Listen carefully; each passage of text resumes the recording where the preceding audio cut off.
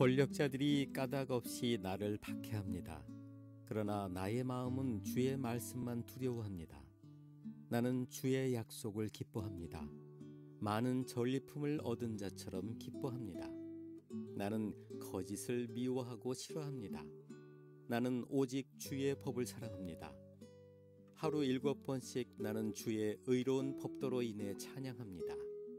주의 법을 사랑하는 자들은 마음이 평안하여 아무도 그들을 넘어뜨릴 수 없습니다. 여호와여, 내가 주의 구원을 기다리며 주의 명령들을 따릅니다. 내가 주의 법규들을 지킵니다. 이는 내가 그 법규를 많이 사랑하기 때문입니다. 내가 주의 교훈들과 법규들을 지키는 것은 주께서 내가 가는 모든 길을 알고 계시기 때문입니다. 여호와여, 나의 울부짖음이 주 앞에 이르기를 바랍니다. 주의 말씀에 따라 내게 깨달음을 주소서. 나의 간구가 주 앞에 이르기를 바랍니다.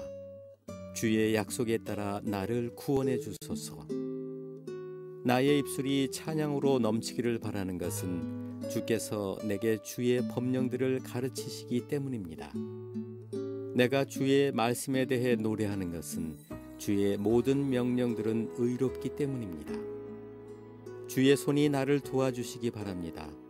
이는 내가 주의 교훈들을 선택했기 때문입니다. 여호와여, 내가 주의 구원을 갈망합니다. 주의 법은 나의 기쁨입니다. 나를 살려주소서.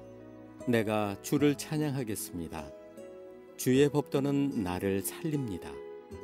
나는 길 잃은 양처럼 길을 잃었습니다. 주의 종을 찾아주소서. 내가 주의 명령들을 잊지 않고 있습니다.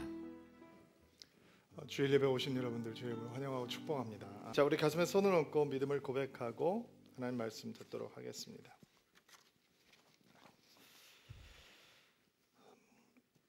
하나님은 나를 사랑하십니다. 나는 그 사랑 안에 있습니다. 하나님은 오늘 나에게 말씀하실 것입니다. 그 말씀에 능력이 있습니다. 그 말씀에 생명이 있습니다. 나의 마음을 하나님께 열겠습니다. 나의 생각을 예수님께 집중하겠습니다. 들은 만큼 변합니다. 들은 만큼 행복해집니다. 성경에 등장하는 가장 긴 기도시의 클라이막스를 보는 주일입니다. 164절이 클라이막스 말씀인데요. 사실은 오늘 이 한 절 말씀을 좀 묵상하려고 합니다. 164절 다시 한번 좀 올려주시겠어요? 여러분 이번 주에 좀 외우시면 좋을 것 같아요. 올려주세요. 시작. 다시 한번 하루에 7번씩 나는 주의 의로운 법규로 인해 찬양합니다. 인생의 역경을 지나면서 시인이 하나님의 말씀을 붙들고 변하지 않는 하나님의 약속의 말씀을 붙들고 있었기에 믿음이 흔들리지 않고 주 앞에 기도하며 그 역경을 뚫고 나올 수 있었습니다. 그 긴 기도를 마무리하면서 그의 영혼을 채우고 있었던 한 고백, 헌신의 고백을 주님 앞에 올려드리는데 그것이 바로 164절로 압축될 수 있는 말씀입니다. 하루에 7번씩 나는 주의 의로운 법규로 인하여 주를 찬양합니다. 성경에 숫자가 나올 때 모든 숫자에 의미를 부여할 필요는 없습니다. 그러나 그 숫자적인 의미가 별로 없을 때 우리는 그 숫자가 가지고 있는 뭔가 영적인 의미가 있다라는 것을 재고해 보아야 합니다.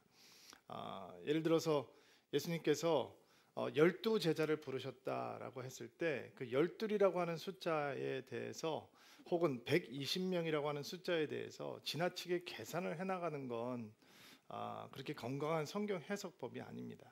근데 여기에 보면 하루에 7번씩 찬양한다라고 했을 때 7번이라고 하는 것에 의미가 있다기보다는 이 시편 기자가 얼마나 자주, 얼마나 빈번하게 성경을, 하나님을 그리고 찬양을 하면서 하나님 앞에 나아가는지라고 하는 것을 이해하는 것이 중요합니다.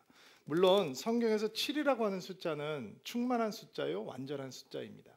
그렇다면 하루에 7번씩 찬양을 하겠다라고 하는 시편 기자의 고백은 그가 7차례 하겠다라는 것보다 그의 하루를, 그의 삶을 하나님을 향한 충만한 찬양으로 채우겠다라고 하는 헌신이라고 이해하는 것이 더 건강한 이해가 될 것입니다.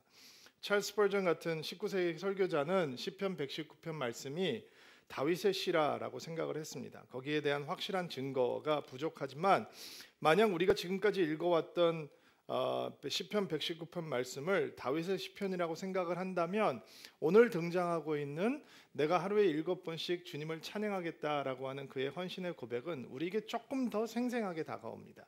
왜냐하면 지금 이 무명의 시편의 기자의 삶의 정황에 대해서는 우리가 정확하게 알 수 있는 것이 없지만 만약에 이것이 다윗의 시편이라면 우리는 다윗의 삶의 정황에 대해서는 조금 더 자세하게 알고 있기 때문입니다. 그가 시편의 거의 반이 되는 173개의 시편을 지었거든요. 그리고 우리는 다윗의 삶이 굉장히 굴곡이 많은 파란만장한 삶을 살았다라는 것도 알고 있죠. 도망자로 쫓기면서 살던 때, 왕으로 통치하던 때에도 전쟁과 긴장은 끊이지 않았고, 그리고 왕이었던 그가 아들의 반란에 쫓겨서 도망자의 신세로 다시 전락하는 모습, 그리고 그의 인생의 한 구덩이가 죄악으로 얼룩이지면서 하나님께 괴로웠던 모습, 우리는 다윗이 얼마나 이 파란만장한 컬러풀한 인생을 살았는지 알고 있습니다. 만약에 그런 인생을 살았던 시편 기자가 나는 하루에 7번씩 주님을 찬양하겠습니다 라고 고백을 하고 있다면 그거는 대단한 도전이요, 대단한 충격의 고백이 될 수 있습니다. 그리고 주를 향한 찬양이 삶의 상황이 절박하면 절박할수록 그 빛을 바란다라고 하는 것도 우리는 느낄 수 있습니다. 누구보다도 하나님이 필요한 힘든 인생을 살았던 다윗이었기 때문에 시편의 반을 쓰는 기도와 찬양과 하나님 앞에 몸부림이 있었다라는 것을 알 수 있죠. 우리는 하루에 7번씩 주님을 찬양한다고 하는 시편 기자의 고백을 조금 더 깊이 생각하면서 은혜를 나누는 시간을 가지려고 합니다. 하루에 7번씩 찬양을 하겠다라고 하는 시편의 고백에서 과연 우리가 무엇을 배울 수 있을 것인가? 그동안 끊임없이 반복되어 왔던 시편 기자의 고통과 역경에 대한 호소, 하나님께서 하나님의 구원을 기다리고 있는, 그리고 그럼에도 불구하고 말씀을 붙들고 있는 시편 기자의 모습 속에서 우리는 과연 어떤 하나님의 음성을 듣는가? 첫 번째, 우리는 고통이 무너뜨리지 못하는 찬양의 은혜를 사모하라라고 하는 초청을 듣는 것입니다. 옛날에 드리던 찬양 가운데 이런 찬양이 있었습니다. 교회 좀 오래 다녀보신 분들은 이 찬양 아실지 모르겠어요. 찬송 드리세요. 아시나요? 찬송 드리세요. 놀라운 일이 생깁니다. 찬송 드리세요. 그게 끝이에요. 심오하지 않죠? 너무 심플한 찬양이에요. 옛날에 많이 했어요. 그러면 뭐 계속 반복되는 거예요. 감사, 찬양 이러면서 계속 반복돼요. 근데 심오하지 않은데 파워풀하죠. 찬송 드리세요. 놀라운 일이 생깁니다. 찬송 드리세요. 찬양하면 놀라운 일이 생긴다는 거예요. 성경은 그것을 우리에게 그대로 보여주죠. 바울과 실라가 찬양을 하니까 사슬과 착과가 풀어져요. 회의하면 문제가 보이고 찬양하고 기도하면 하나님이 보이는 거예요. 성경은 그것에 대해서 아주 명료해요. 시편 기자가 고통이 없어져서 찬양을 하고 있는 것이 아니라 고통이 있는데도 불구하고 찬양을 하고 있는 이유는 찬양은 하면 할수록 하나님만 보이기 때문이에요. 그러나 고통의 시간을 통과하는 모든 사람들이 찬양의 능력을 경험하는 것은 아니에요. 다시, 고통을 통과하는 모든 사람들이 그 찬양의 능력을 체험할 수 있는 것은 아니에요. 어떤 사람은 고통의 시간을 통과하면서 그 찬양의 능력 때문에 회복하고, 어떤 사람은 고통을 통과하면서 찬양의 능력을 잃어버리는 사람도 있을 수 있다라는 것이죠. 이 다윗이 하나님의 법궤를 다윗성으로 가지고 들어오는 사건이 사무엘상 6장에 나와요. 사사기 시대 그리고 사울왕 시대에 사람들이 내팽개쳤던 하나님의 법궤, 하나님의 임재의 상징을 다윗성으로 가지고 들어오면서 다윗이 하나님을 향해서 춤을 추죠. 여러분 잘 알고 계시는 내용이에요. 왕이었던 그가 왕의 옷이 벗겨질 정도로, 그리고 맨살이 드러날 정도로 춤을 추며 땀을 흘리며 찬양하며 하나님을 예배합니다. 그에게 그가 왕이라고 했던 신분은 별로 중요하지 않았습니다. 그는 그저 하나님을 향해서 전심으로 찬양하며 춤을 추며 예배하기를 원했던 것입니다. 우리는 다윗의 삶 속에 등장했던 또 하나의 춤을 기억합니다. 그것은 다윗이 무명의 목동이 아니라 이스라엘에서 사람들이 가장 추모하는 영웅으로 역사의 무대 가운데 데뷔하게 했던 사건이었습니다. 골리앗을 물리친 다음에 이스라엘 사람들은 정쟁에서 승리하고 개선하는 사울 왕과 이스라엘의 새로운 영웅 다윗을 향해서 춤을 추었습니다. 그들이 다 사울이 죽인 자는 천천히요 다윗이 죽인 자는 만만이라라고 노래를 하면서 그날 이스라엘 백성들은 두 영웅을 위해서 춤을 추었습니다. 그러나 이날 다윗이 추고 있는 춤은 사람을 위한 춤이 아니었습니다. 이스라엘의 왕궁길을 열어가던 다윗이 법궤를 옮기면서 다시 한번 하나님을 향해 찬양과 예배로 충만해지고 있는 것입니다. 그가 광야에서 숨어 살 때, 그가 공포를 느끼면서 무시를 당하면서 그때 하나님 마음을 졸이면서 불렀던 찬양만 파워풀한 게 아니고, 그가 지금 왕으로 이스라엘에서 가장 추앙받는 용기 있는 전사로, 이방 민족들이 두려워하는 통치자로, 하나님의 마음에 합한 자로, 하나님의 법궤를 이스라엘 땅으로 다시 한번 다윗성으로 들여오면서 부르고 있는 찬양도 여전히 파워풀하고 여전히 하나님을 향해서 열려 있는 찬양이었습니다. 그런데 이 다윗의 찬양을 보면서 조롱하고 있는 여인이 있었습니다. 다윗의 아내이며 사울 왕의 딸이었던 미갈이었습니다. 그녀는 이스라엘의 왕이 체면을 구기고 사람들 앞에서 부끄럽게 몸을 드러내었다라고 핀잔을 주었습니다. 왜 다윗은 예배하고 춤추고 있는데, 하나님을 향해서 그의 마음을 다 열고 있는데, 미갈은 다윗처럼 하나님을 향해 온전히 예배하지 못하고 그저 구경꾼의 자리에만, 자의 자리에만 있는 것일까요?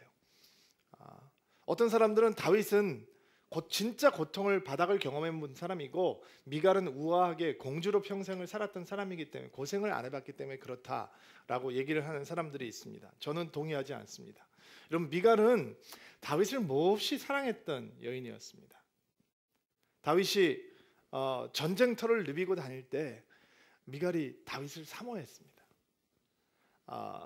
다윗이 미갈과 결혼하기 위해서 목숨을 걸고 블레셋 사람 100명을 죽여야 했습니다. 목숨을 걸고 싸워서 얻어낸 사랑입니다. 그런데 사울 왕이, 다윗이 이스라엘의 영웅에서 사울 왕이 가장 원하는 현상 수배범으로 전락해 버렸을 때 미갈을 다윗에게 빼앗아서 발데알이라고 하는 다른 남자에게 아내로 주어버립니다. 그리고 억지로 찢어 놓는 거예요. 세월이 지나고 도망자의 세월을 마치고 이 다윗이 유다의 왕이 되었을 때 다윗은 미갈을 찾아오기를 원했습니다. 그러면 이 발데알이라고 하는 사람과 살고 있던 미갈을 다시 찢어서 다윗에게로 데리고 왔습니다. 성경에 보면 그 발데알이라는 사람이 미갈을 따라서 끝까지 눈물을 흘리면서 쫓아왔다라고 하는 장면이 나옵니다. 미갈이라고 하는 여인은 겸손한 왕이었던 아버지가 미치광이가 되어서 전쟁터에서 스스로 목숨을 끊을 것을 목격했던 여인입니다.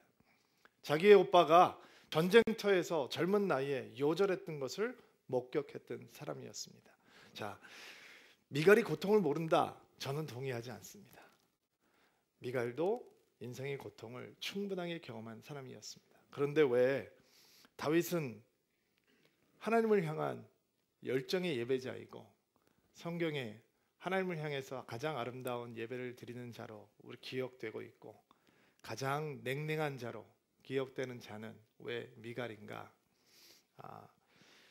미갈이 다윗에게 왕의 품위가 진짜 없어졌군요 라고 핀잔을 할 때 다윗이 이렇게 고백하는 장면이 사무엘하 6장에 나옵니다. 내가 영어 성경에 보면 내가 지금 이것보다 더 품위가 없어지고 더 부끄러울지라도 나는 여호와 앞에서 즐거워하리라. 한국 옛날 성경에는 뛰놀리라 라고 얘기를 하죠. 시편 말씀에 보면 다윗이 나의 영혼이 잠잠히 하나님만 바란다 라고 하는 시편 고백이 나오죠. 우리가 성찬을 대하기 전에 늘 부르는 찬양입니다. 똑같이 고통을 지나고 있는데 왜 한 사람은 옷이 벗겨질 정도로 하나님을 향해서 눈물을 흘리고 땀을 흘리고 춤을 추며 예배하는 찬양의 능력을 체험하고 있고, 왜 한 사람은 팔짱을 끼고 그것을 방관하며 그것을 조롱하는 사람으로 변해 있는가? 다윗은 고통 속에서 하나님만 바라는 것을 배웠어요. 여러분, 다윗이 누구를 바라겠어요? 그가 피신을 갔던 블레셋 땅의 왕들을 바라겠어요? 아니면 속상한 일이 생길 때 돌을 들고 다윗을 치려고 했던 시길락 공동체의 사람들을 바라겠어요? 그는 바랄 것이 아무것도 없었어요. 그래서 정말 하나님만 바라는 것을 배웠던 것이죠. 그리고 이제 하나님 앞에 뛰노는 것이, 즐거워하는 것이, 기뻐하는 것이 당연한 사람이 되었던 것입니다. 미갈은 하나님을 바라는 것을 배우지 못했습니다.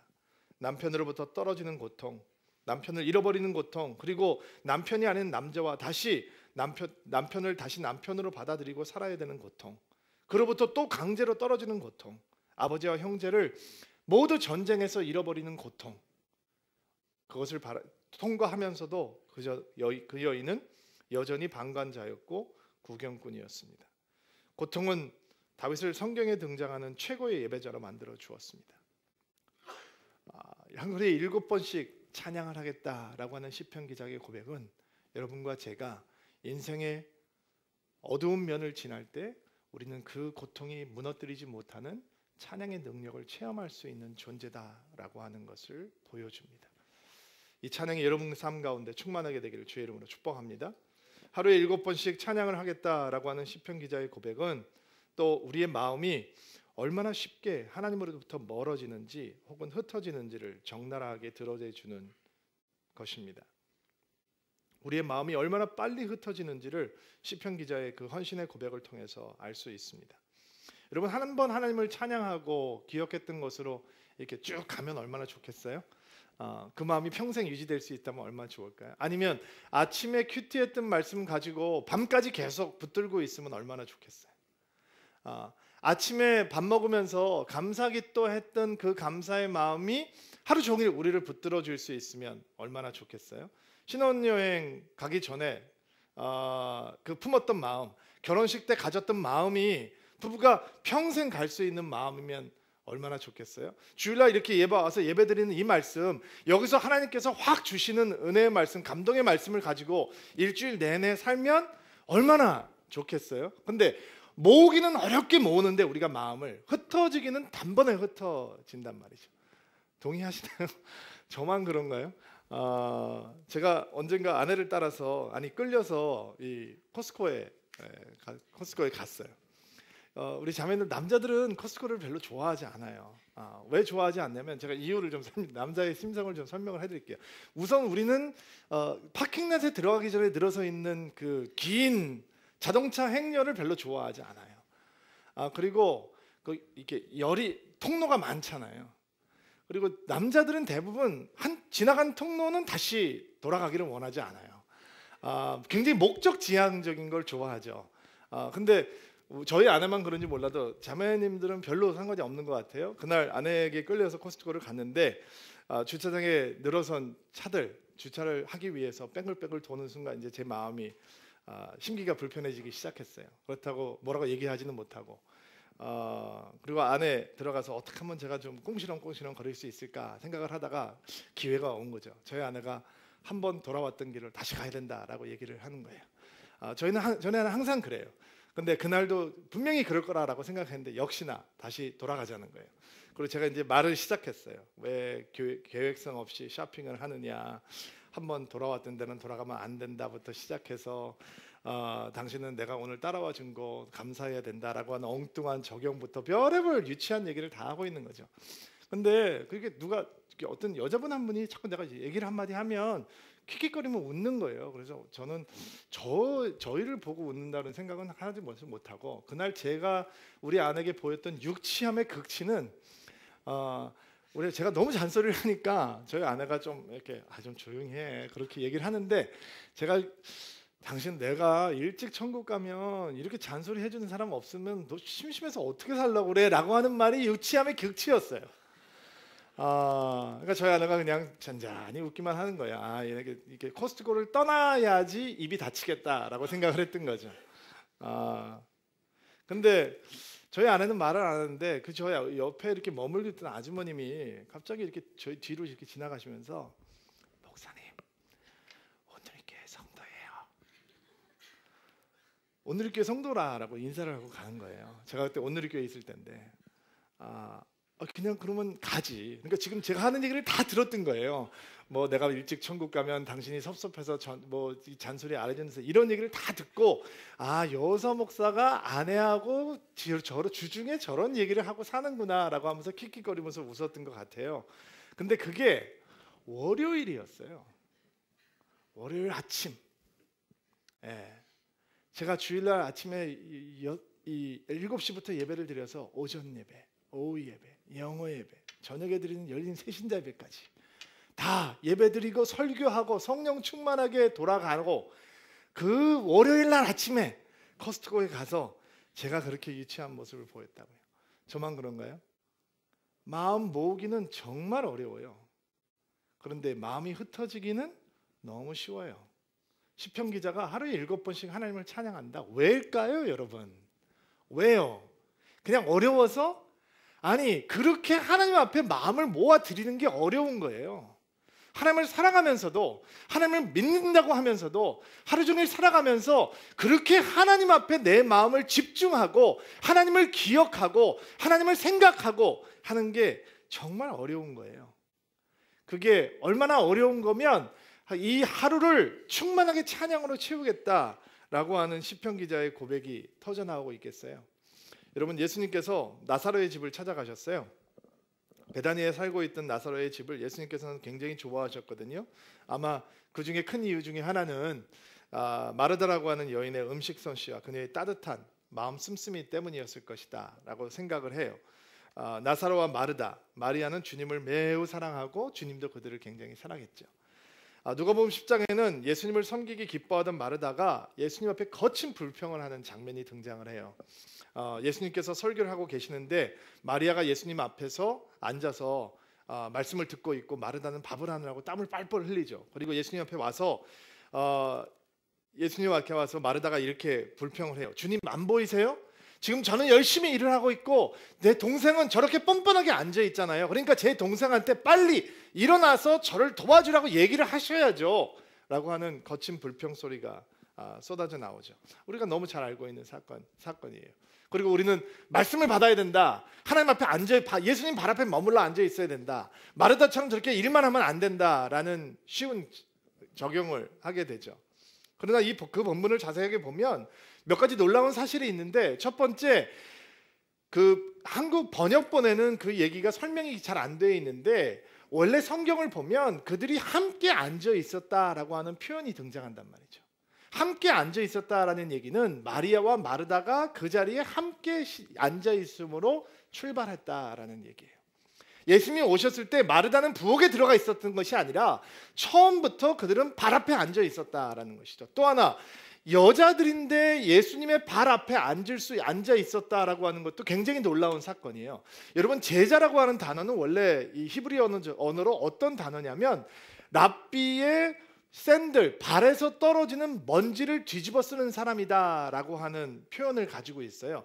왜냐하면 옛날에 그 샌들을 신고 다니던 시절에 선생님들이 말씀을 가르치기 시작하면 그 앞에 납작하게 앉아서 말씀을 듣던 사람들이 랍비에게 신발에서 떨어지는 먼지를 뒤집어 쓰는 만큼 가까이 있기 때문에 제자들은 그런 언어로 표현을 했던 것이죠. 근데 여자들에게 그런 특권은 허락되지 않았어요.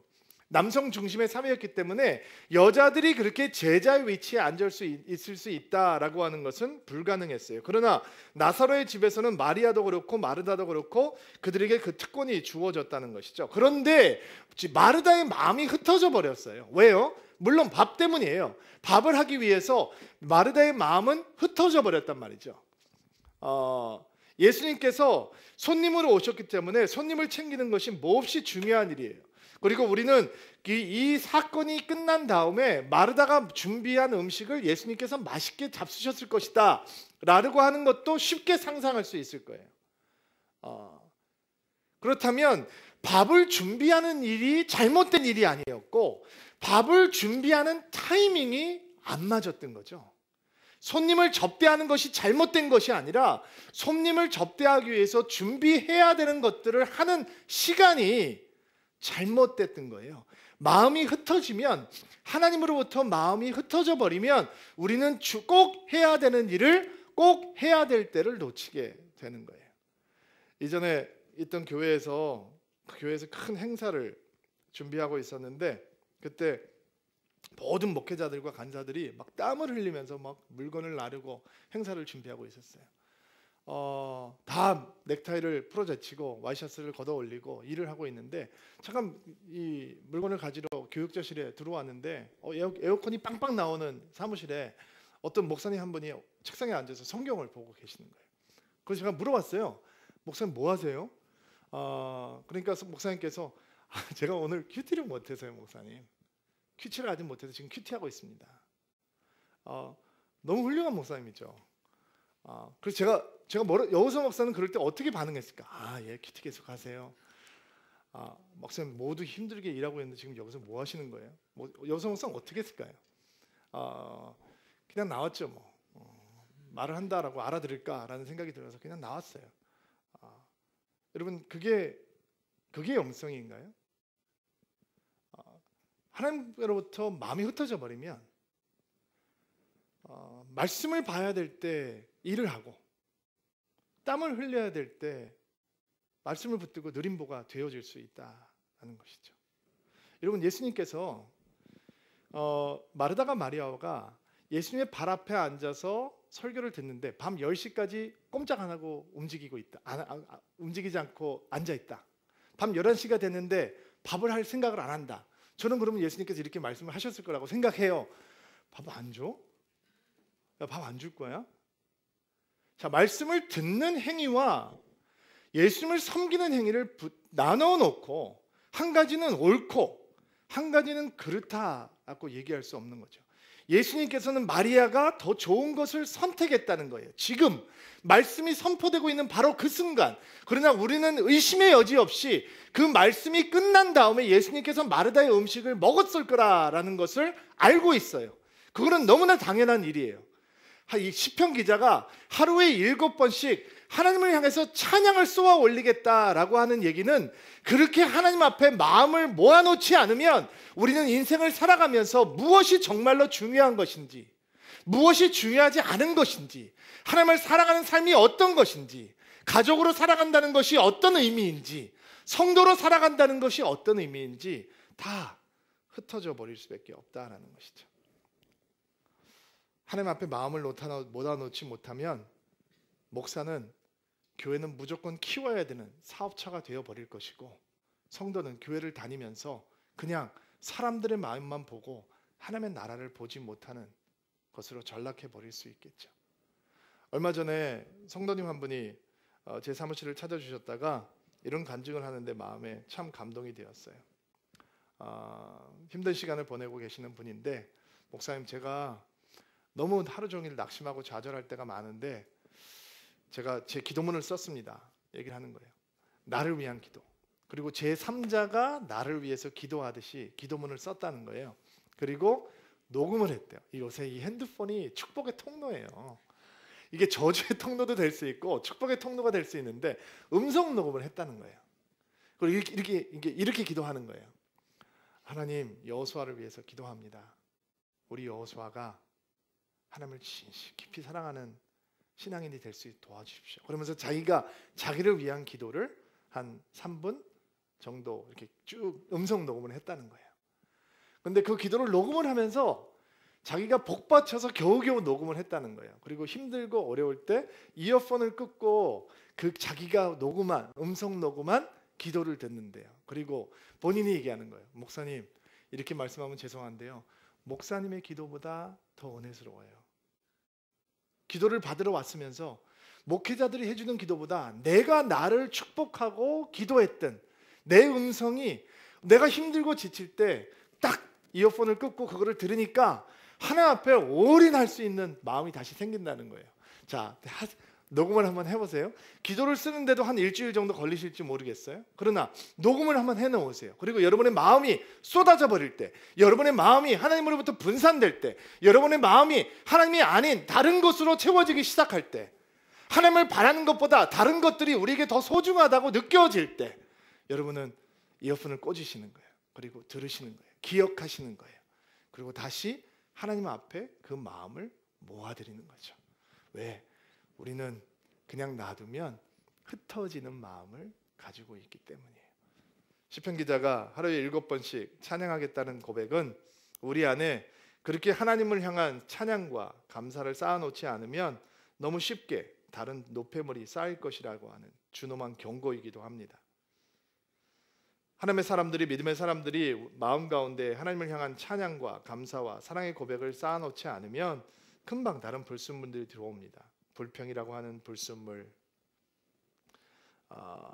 불만이라고 하는 불순물.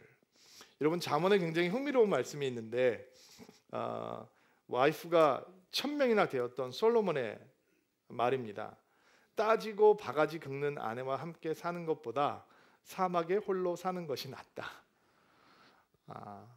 1000명의 아내를 가지고 있던 남자의 말이니까 믿을만하죠. 누구나 다 그냥 놔두면 쉽게 불만과 이 불평으로 마음을 채우게 됩니다. 찬양이 쌓이지 않으면 결국 걱정과 염려라고 하는 노폐물이 쌓이게 됩니다. 여러분, 찬양을 쌓아놓지 않으면 모든 것이 비교가 되고 경쟁이 됩니다. 얼마 전에 주일학교가 끝나고 어떤 아이가 와서 엄마한테 이렇게 자랑을 하는 거예요. 한남에서 엄마, 오늘 내가 말씀 외우라 그랬는데 말씀 외울 수 있는 사람, 그리고 전도사님이 물어봤는데 내가 손을 들었어. 그리고 내가 말씀을 외웠어. 쉐마 말씀 지금 외우고 있는데 얘기를 하는 거예요.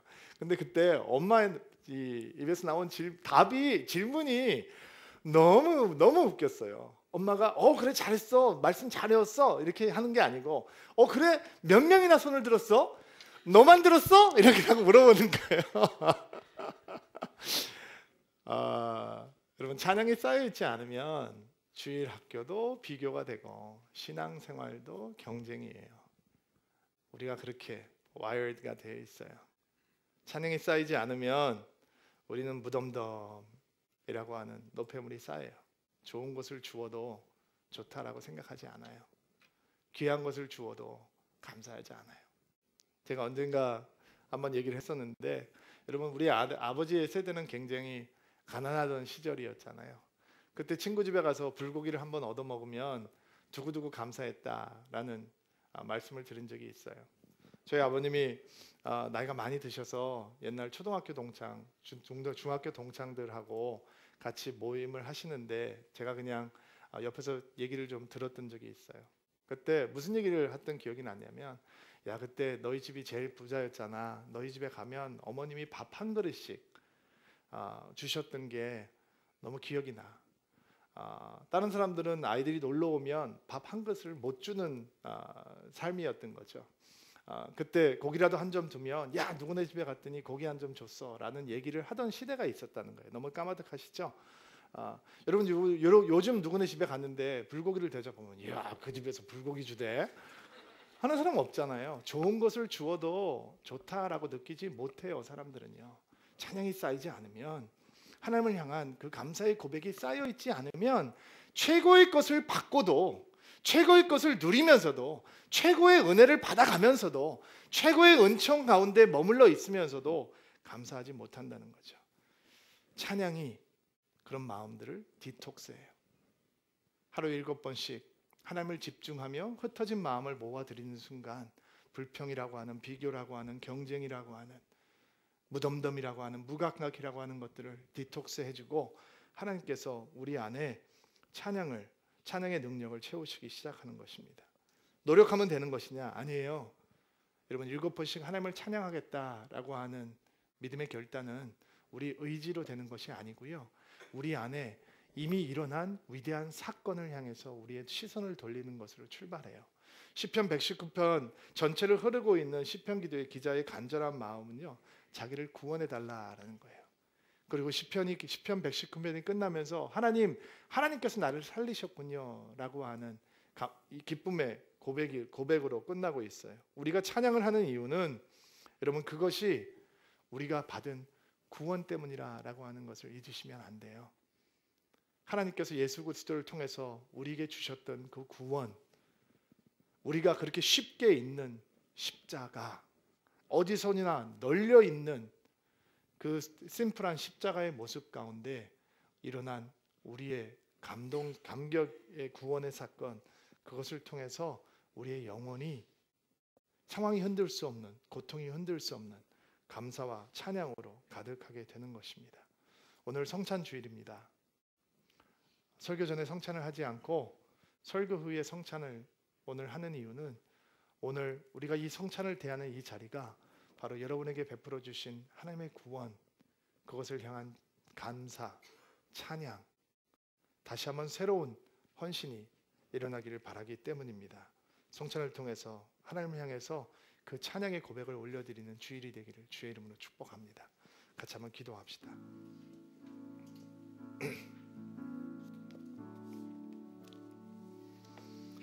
주님, 우리에게 베풀어 주신 구원을 바라보며 성찬의 자리로 나아갑니다.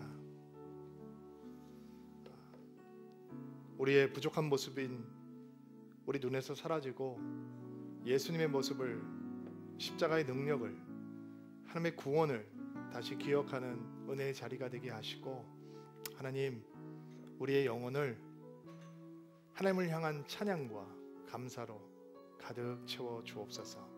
예수님의 이름으로 기도하옵나이다.